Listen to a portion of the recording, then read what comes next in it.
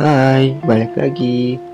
Jika di video sebelumnya kita mempelajari tentang pengaruh perubahan ruang dan interaksi antar ruang di Asia dan benua lainnya, kali ini kita akan mempelajari tentang perubahan ruang dan interaksi antar ruang akibat faktor alam negara-negara ASEAN.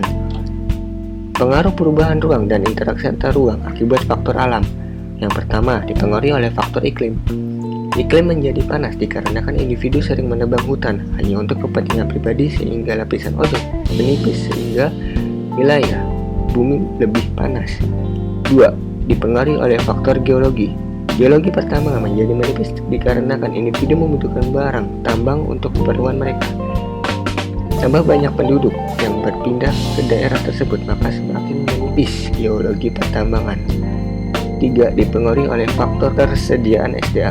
Ketersediaan ada juga semakin menipis karena individu membutuhkannya, dan banyak masyarakat yang pindah ke daerah tersebut sehingga banyak masyarakat yang menggunakan ada sehingga ketersediaan ada semakin menipis. 4. Perbedaan sumber daya alam.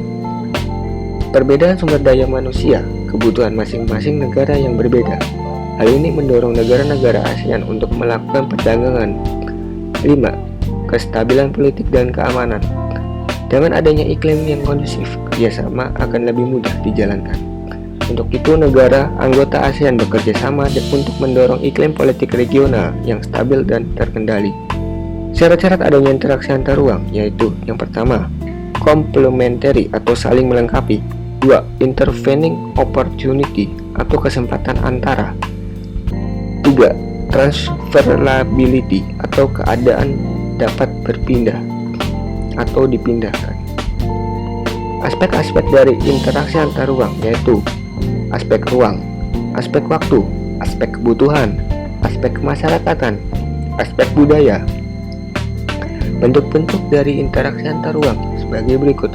Yang pertama, komunikasi, yaitu interaksi yang berpindah dengan perpindahan informasi.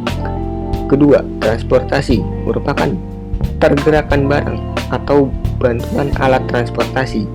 Yang ketiga, mobilitas, penduduk yaitu pergerakan atau perpindahan manusia. Dampak dari adanya interaksi antar ruang. Yang pertama, adanya perubahan dalam penggunaan lahan. Kedua, pertumbuhan menjadi berkembang. Yang ketiga, mata pencarian akan berubah orientasinya. Yang keempat, sarana serta prasarana menjadi berkembang. Yang kelima, komposisi penduduk akan berubah. Yang keenam, sosial budaya akan mengalami perubahan. Nah, itulah tadi penjelasan mengenai perubahan ruang dan interaksi antar ruang akibat faktor alam dan negara-negara ASEAN.